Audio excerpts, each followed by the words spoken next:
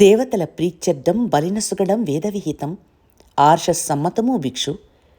కనిపించని దేవతల కోసం కంటి ముందు మెసిలే ఈ జీవుల్ని హింసించడం అపచారం కాదా స్వామి? వేద సమ్మతము శాస్త్ర నిర్మితము అయిన ఈ వైదిక కర్మకాండలో జంతుబలి అంతర్భాగమే సంచారి. పురోహితుని మాటల్లో తూష్ణీభావం మిళితమైంది. ఆచార్య, ప్రశాంత చిత్తంతో ఆలోచించండి. అనాదిగా వస్తున్న ఆచారాల్లో హింస అంతర్లీనంగా సాగుతుంది. అది తెలుసుకున్న మనం దాన్ని ఆపడం నేరం కాదుగా, నేరమే కాదు. అలా ఆపమునడం మహాపాపం కూడాను అని శాస్త్రాలు ఉద్ఘోషిస్తున్నాయి. మానవతా పదంలో హేతు దృక్పథంతో మనసును నిలిపి ఆలోచించండి ఆచార్య. మీరు పేర్కొన్న శాస్త్ర ధర్మాలు ఎంతటి దుఃఖహేతువులో. ఆర్షధర్మం దుఃఖహేతువు అంటున్న నాస్తికుడా, జంతుబలి ఎలా దుఃఖహేతువో నేను వినగోరుతున్నాను. ఆత్మవత్ సర్వభూతాని అన్న వేదోక్తి మీకు తెలియంది కాదుగా ఆర్య. అలాంటప్పుడు ఈ జంతువులను చంపడం అనుచితము, ధర్మచ్యుతి కాదా? హోయి, విశ్వమానవ శ్రేయస్సు కొరకు జరిపే యజ్ఞయాగాదుల్లో వ్రేల్చబడుతున్న ఈ జంతువులకు సద్గతులు కలుగుతాయన్నది నీకు తెలిసినట్లు లేదే? అదే మీ నమ్మకం అయితే నిరంతరం మిమ్ము ఆశ్రయించి ఆ సద్గతులని అభిలషిస్తున్న మీ శిష్యులకు ఆ అవకాశం కల్పించడానికి మీ మనసు అంగీకరిస్తుందా స్వామి? ఏమిటి వితండవాదం? చతుష్పాద జంతువులకు నా అంతేవాసులకు సామ్యమా?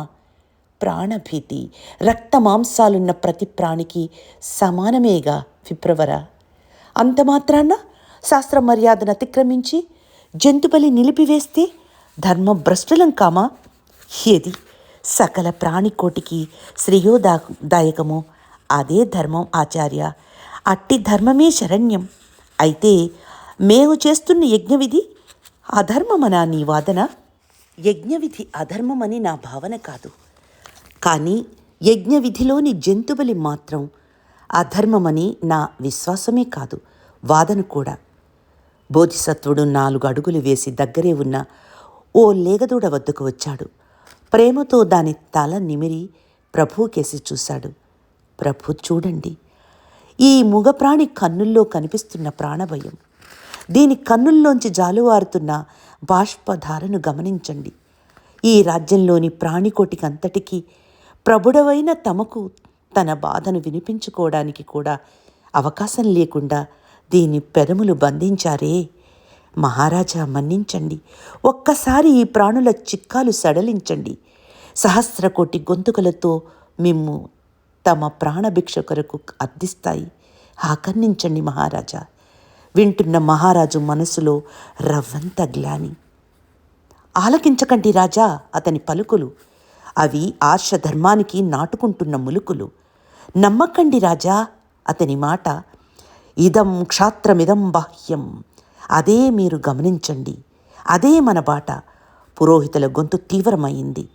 మహారాజు మనసులో ఆలోచనాబద్ధమైంది.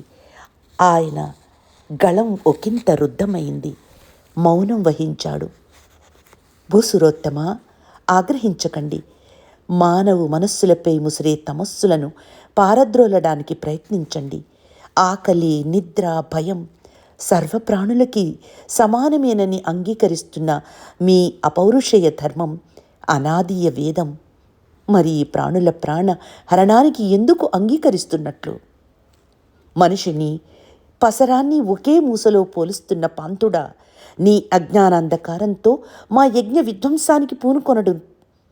కూటదంతుడు వెనుతిరిగాడు. మహారాజు మనసు ఆలోచన వ్యగ్రతలో విఫలిస్తున్నది. ఆయన ఎదలో అశాంతి ప్రజ్వలిస్తున్నది. ఋషి సత్తమా, మనలాగానే ఈ పశువులకు బాధ ఉన్నది. దీనికి అనుభూతి ఉన్నది.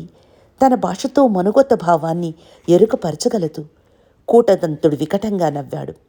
ఆ మాటకు మరికొందరు దాపునే శృతి కలిపారు. ఏమిటి, పశువుకు భాష ఉన్నదా? ఎలాంటి భాష? ప్రాకృతమా? అది పైశాచికమా? లేక నీ కల్పితమా? వ్యంగ్యంగా అన్నాడు పురోహితుడు. మహారాజు కేసి తిరిగాడు బుద్ధుడు. ప్రభు, తల్లి కొరకు పలవరించే లేగదూడ అంబా అన్న ధ్వనిలో మీకు దాని ఆంతర్యం అర్థం అవడం లేదా?